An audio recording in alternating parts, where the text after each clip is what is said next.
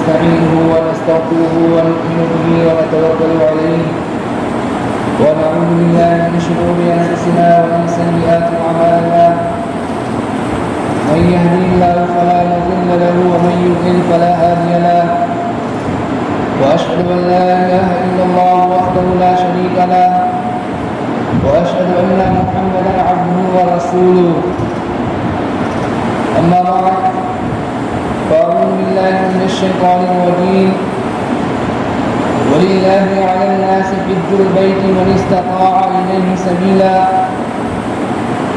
وقال النبي صلى الله عليه وسلم من حج لله فلم يرفث ولم يفسق رجع كيوم ولدته أمه أو كما قال عليه الصلاة والسلام. فضل ہے خدا کا اسی کا کرم ہے، فضل ہے خدا کا اسی کا کرم ہے، نگاہوں میں میری دیار حرم ہے، کبھی ہے طواف تو کبھی دید کعبہ، کبھی شادمانی کبھی آمن ہے. میرے محترم بزرگوں اور دوستوں، یہ جو ایام چل رہے ہیں یہ حج کے ایام چل رہے ہیں، اور پچھلے جمعے کو بھی حج سے متعلق کچھ باتیں بیان کی گئی تھی، اور اس جمعے کو بھی جو میں نے آپ حضرات کے سامنے قرآن مجید کی آیت تلاوت کی اور حدیث پاک پڑھی ہے، اس میں بھی حج سے متعلق باتیں بیان کی گئی ہیں. اس لیے آج جمعے کو بھی انشاءاللہ حج کی اہمیت اور اس کی فرضیت اور اس سے متعلق کچھ باتیں بیان کی جائیں گی. اللہ رب العزت سے دعا کریں کہ اللہ رب العزت صحیح بات کہنے کی اور ہم سب کو کہنے سننے سے زیادہ عمل کرنے کی توفیق عطا فرمائے.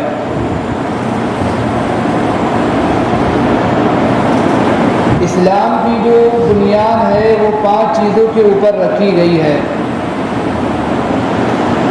ان 5 چیزوں میں سے ایک اہم چیز وہ ہے حج، وحج البیت من استطاع الیہ سبیلا،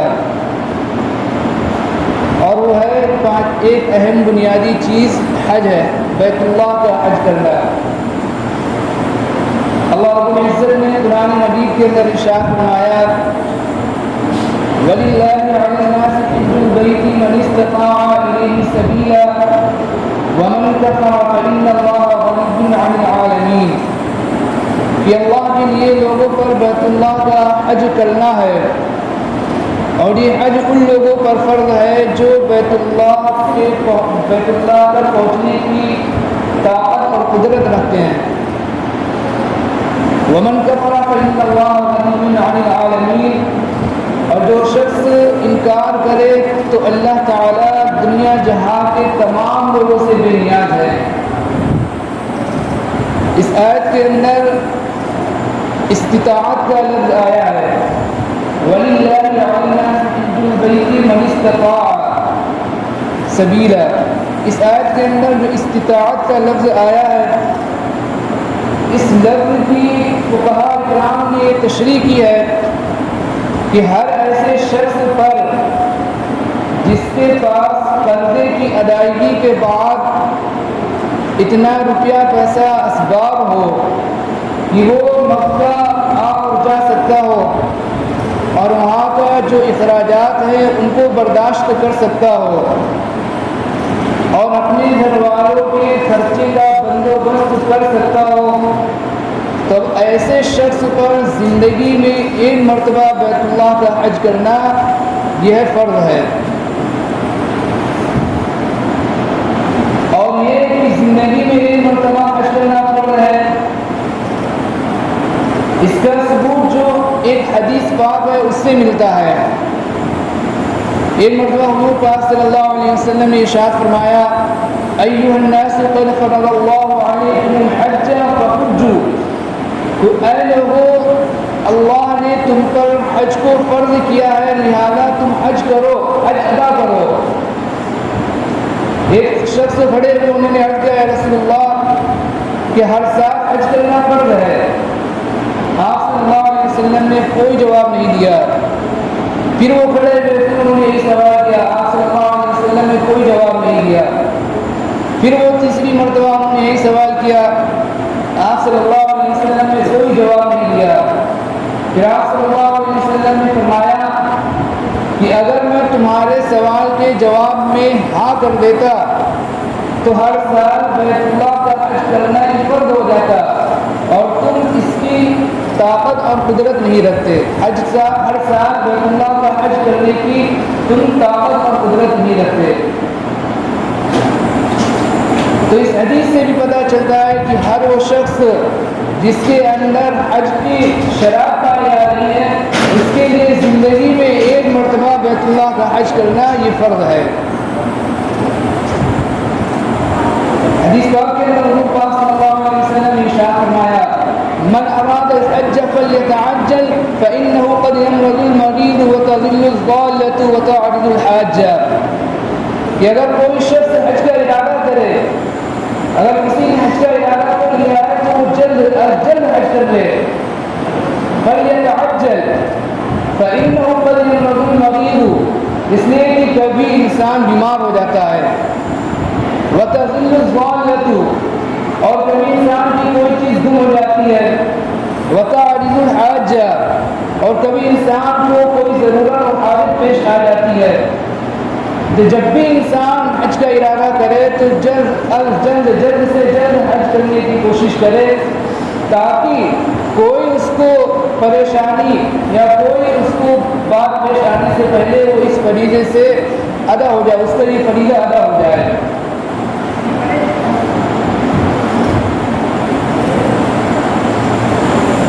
عبادت جو اللہ تعالیٰ نے رکھی ہے، عبادت کی عام طور پر 3 قسمیں بیان کی جاتی ہیں۔ ایک وہ عبادت ہے جس کا تعلق بدن سے ہے، جو صرف اور صرف بدن کے ذریعے سے ادا کی جاتی ہیں، جس کو عبادت بدنیہ کہا جاتا ہے، جیسے کہ نماز پڑھنا اور روزہ رکھنا۔ یہ وہ عبادت ہے جو بدن کے ذریعے سے ادا کی جاتی ہیں، جن کی ادائیگی میں بدن کو دخل ہوتا ہے۔ اس عبادت کو، ان عبادتوں کو عبادت بدنیہ کہا جاتا ہے۔ اسی طرح عبادت کی ایک دوسری قسم ہے عبادت مالیہ، مالی عبادت، یعنی وہ عبادت جس کی ادائیگی کے اندر مال کو دخل ہو، جس کی ادائیگی کے اندر مال کو خرچ کرنا پڑے، بدن کا دخل نہ ہو، ایسی عبادت کو عبادت مالیہ کہا جاتا ہے، مالی عبادت کہا جاتا ہے، جیسے کہ زکوٰۃ ادا کرنا، قربانی کرنا۔ یہ وہ عبادت ہیں جو مال کے ذریعے سے ادا کی جاتی ہیں۔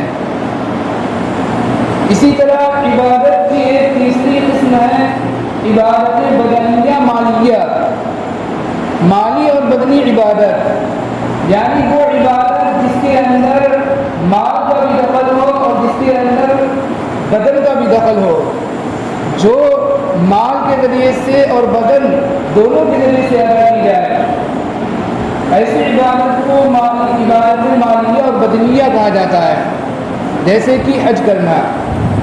حج ایک ایسی عبادت ہے جس کے اندر پیسے کا بھی دخل ہے، مال کا بھی دخل ہے اور انسان کے بدن کا بھی دخل ہے، دونوں کے ذریعے سے یہ عبادت ادا کی جاتی ہے۔ انسان کا بدن بھی لگتا ہے اور اسی طرح انسان کا روپیہ پیسہ مال بھی خرچ ہوتا ہے۔ تو عبادت کی جو عام طور پر یہ 3 قسمیں بیان کی جاتی ہیں، عبادت مالیہ، عبادت بدنیہ، عبادت مالیہ بدنیہ، اور حج جو ہے وہ عبادت مالیہ اور بدنیہ دونوں اس کے اندر پائے جاتے ہیں۔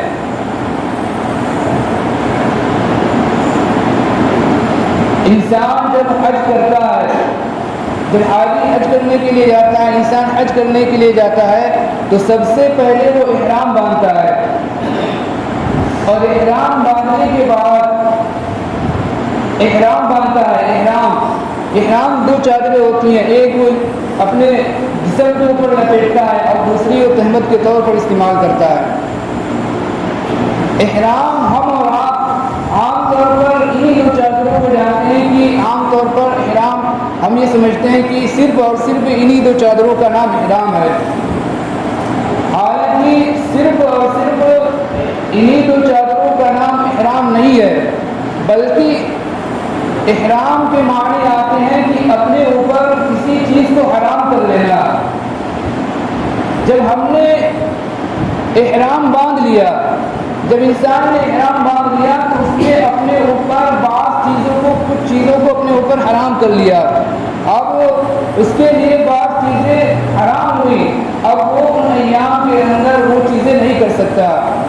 اب انسان احرام کی حالت میں اب وہ لباس جو سلا ہوا کپڑا نہیں پہن سکتا، اب سلا ہوا کپڑا اس کے اوپر حرام ہو گیا۔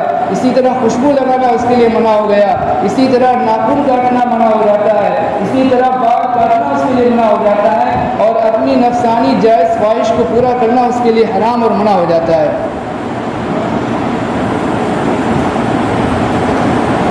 پھر احرام باندھنے کے بعد جب انسان یہ تلبیہ پڑھتا ہے، لبیک اللہم لبیک لبیک لا شریک لک لبیک ان الحمد والنعمت لک والملک لا شریک لک، یہ حاضر ہوں اے اللہ، میں حاضر ہوں، اے اللہ میں آپ کے دربار میں حاضر ہوں۔ پھر جب اس سے پوچھا جائے کہ کیوں حاضر ہو، تو اب اس کے پیچھے یہ ہے کہ جب انسان یہ پڑھتا ہے کہ اللہ میں حاضر ہوں، اے اللہ میں حاضر ہوں، یہ اس وقت یہ ہوتا ہے کہ جب حضرت ابراہیم علیہ السلام نے جب بیت اللہ کی تعمیر کی تھی اور بیت اللہ کو بنایا تھا، اللہ تعالیٰ نے حضرت ابراہیم علیہ السلام سے یہ فرمایا تھا کہ لوگوں میں حج کا اعلان کر دو، لوگوں میں حج کا اعلان کر دو، وَأَذِّنْ فِي النَّاسِ بِالْحَجِّ، کہ لوگوں کے درمیان حج کا اعلان کر دو۔ جب حضرت ابراہیم علیہ السلام نے بیت اللہ کی تعمیر کی، بیت اللہ کو بنایا، تو اللہ تعالیٰ نے حضرت ابراہیم علیہ السلام سے یہ فرمایا۔ پھر حضرت ابراہیم علیہ السلام نے لوگوں کے درمیان، لوگوں میں حج کا اعلان کر دیا کہ اے لوگوں، یہ اللہ کا گھر ہے، یہاں عبادت کے لیے آؤ۔ تو جب بھی انسان احرام باندھنے کے بعد یہ تلبیہ پڑھتا ہے، لبیک اللہم لبیک لبیک لا شریک لک لبیک ان الحمد والنعمت لک والملک لا شریک لک، کہ اللہ میں حاضر ہوں، تو گویا کہ وہ حضرت ابراہیم علیہ السلام نے جو کئی ہزار سال پہلے جو اعلان کیا تھا اللہ کے حکم کے اوپر، اللہ کے کہنے کے اوپر جو انہوں نے اعلان کیا تھا، تو گویا کہ وہ حاجی، وہ انسان اس کے اعلان کا جواب دیتے ہوئے کہتا ہے کہ اللہ میں حاضر ہوں، اے اللہ میں حاضر ہوں۔ ایک انسان نے اللہ تعالیٰ کے ایک حکم کے اوپر، اللہ تعالیٰ نے اس سے کہا کہ فلانی چیز چھوڑ دو، اللہ تعالیٰ کے ایک حکم کے اوپر انسان نے اپنی تمام راحتوں کو قربان کر دیا، اس نے اپنی تمام چین سکون کو، اپنی راحت کو، اپنی آشائش کو قربان کر دیا۔ گھر کے اندر اب عام طور پر وہ انسان سلے ہوئے کپڑے پہن رہا تھا، عام طور پر انسان خوشبو لگا رہا تھا، وہ انسان اگر چاہتا تو بال کاٹ سکتا تھا، ناخن تراش سکتا تھا اور اپنی نفسانی خواہش پورا کر سکتا تھا، لیکن جب اللہ تعالیٰ کا حکم ہوا، اللہ تعالیٰ کے ایک حکم کے اوپر اس انسان نے، اس شخص نے، اس حاجی نے اللہ تعالیٰ کے حکم کے اوپر اپنی تمام خواہشات کو، اپنی تمام چیزوں کو قربان کر دیا، اور صرف ایک چیز اس کے اوپر، زبان کے اوپر ہے، لبیک اللہم لبیک لبیک لا شریک لک لبیک ان الحمد والنعمت لک والملک لا شریک لک۔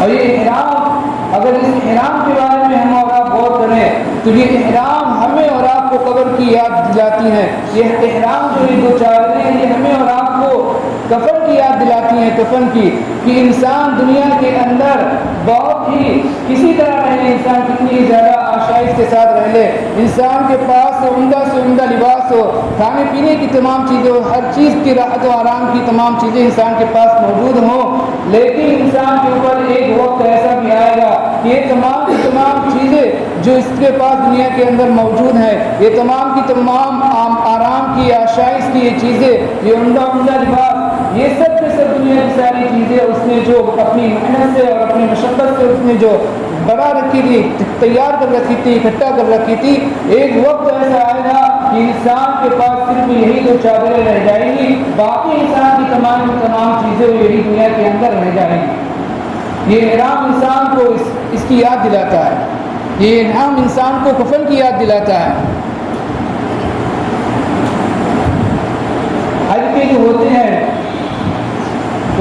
دن ہوتے ہیں. 5 دن کے اندر حج جو ہو رہا ہے وہ پورا ادا ہو جاتا ہے.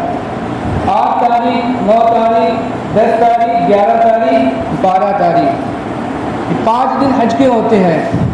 8 تاریخ سے شروع ہوتا ہے حج کے ارکان، حج کے فرائض واجبات جو 8 تاریخ سے شروع ہوتے ہیں، اور 12 تاریخ پر حج کے جو ارکان فرائض واجبات ہوتے ہیں وہ مکمل ہو جاتے ہیں، ختم ہو جاتے ہیں، اور انسان حج کے فرائض پورا کر لیتا ہے، حاجی ہو جاتا ہے. 8 تاریخ کو انسان احرام باندھتا ہے. احرام باندھنے کے بعد اس کے لیے حکم ہوتا ہے کہ مینا چلے جاؤ اور 5 نمازیں مینا کے اندر ادا کرو. ظہر، عصر، مغرب، عشاء، فجر، یہ 5 نمازیں مینا کے اندر ادا کرو. پھر جب یہ 5 نمازیں ادا کر لیتا ہے تو پھر اس کے لیے حکم ہوتا ہے کہ عرفات کے میدان کے اندر چلے جاؤ اور ظہر اور عصر کی نماز عرفات کے میدان میں ادا کرو. پھر جب وہ ظہر اور عصر کی نماز عرفات کے میدان میں ادا کر لیتا ہے پھر اب اس کے لیے حکم ہوتا ہے سورج کے غروب ہونے کے بعد اب وہاں عرفات کے میدان کے اندر نماز مغرب کی نماز نہیں پڑھنا ہے بلکہ وہاں سے مزدلفہ کے لیے چلے جاؤ اور مزدلفہ جا کر مغرب اور عشاء کی نماز ایک ساتھ ادا کرو. یعنی عشاء کے وقت میں مغرب اور عشاء دونوں کی نمازیں ادا کرنی ہے. پھر مزدلفہ کے اندر مزدلفہ میں فجر کی نماز کا وہاں رہو. فجر کی نماز پڑھنے کے بعد اب یہاں پاس 8 اور 9 2 دن پورے ہو گئے. اب جو 3 دن باقی ہیں مزدلفہ میں فجر کی نماز پڑھنے کے بعد اپنے جو 3 دن ہیں وہ مینا کے اندر گزارو جا کر. اور مینا کے اندر یہ 3 دنوں کے اندر حاجی کو کیا کرنا رہتا ہے؟ 4 چیزیں کرنا رہتی ہیں. ایک، شیطان کو کنکر پتھر مارنا ہوتا ہے، کنکریاں مارنا ہوتی ہیں. پھر دوسرے، حاجی کو قربانی کرنا ہوتی ہے. پھر تیسری چیز، حاجی کو حلق کرانا پڑتی ہے، حلق کرانا پڑتا ہے. اور پھر چوتھی چیز جو ہوتی ہے وہ طواف زیارت ہوتی ہے. ان 3 دنوں کے اندر 10، 11، 12 ان 3 دنوں کے اندر حاجی کو 4 چیزیں ادا کرنا ہوتی ہیں. اور جب یہ تمام چیزیں 5 دنوں کے اندر انسان کر لیتا ہے تو اب وہ انسان اپنے فرض سے مکمل ہو جاتا ہے، اس کا فرض مکمل ہو جاتا ہے اور وہ انسان حاجی ہو جاتا ہے. اب اگر کسی شخص کے اوپر فرض ہو، اس کے پاس طاقت ہو، قدرت ہو، پیسہ ہو، جو شرائط پائے جا رہے ہوں، اس کے باوجود وہ حج نہیں کرتا تو حضور پاک صلی اللہ علیہ وسلم کے لیے اس کے لیے بہت ہی زیادہ سخت وعید ہے. آپ صلی اللہ علیہ وسلم نے حدیث پاک کے اندر فرمایا کہ جو شخص حج کی استطاعت اور قدرت طاقت رکھتا ہے اس کے باوجود وہ حج نہیں کرتا تو مجھے اس کی کوئی پرواہ نہیں کہ وہ یہودی ہو کر مرے یا عیسائی ہو کر مرے. آج بہت سارے لوگ ہیں جن کے اوپر حج فرض ہے، وہ حج کر سکتے ہیں، اللہ تعالیٰ نے ان کی اتنی استطاعت قدرت طاقت دی ہے، لیکن پھر بھی اس اہم فریضے سے وہ حضرات کیا ہے؟ غافل ہیں. اس لیے ہمیں اور آپ کو کیا کرنا ہے؟ اس کے بارے میں سوچنا ہے، فکر کرنا ہے کہ اللہ تعالیٰ نے ہمیں اور آپ کو اگر طاقت اور قدرت دی ہے تو ہم جلد از جلد اس فریضے کو ادا کرنے کی کوشش کریں تاکہ اللہ تعالیٰ کے نبی نے جو وعید یہ بیان فرمائی ہے اس وعید سے ہم اور آپ بچ جائیں. تو یہ حج سے متعلق کی باتیں بھی جو آپ بیان کے سامنے بیان کی گئی، اللہ تعالیٰ سے دعا کریں کہ اللہ تعالیٰ جو لوگ حج کر گئے ان کے حج کو قبول فرمائے اور اللہ تعالیٰ ہمیں بھی اور آپ کو بھی اپنے دربار کی بار بار زیارت نصیب فرمائے. اللہ تعالیٰ ہم سب کو میں سننے سے فرمائے. آمین.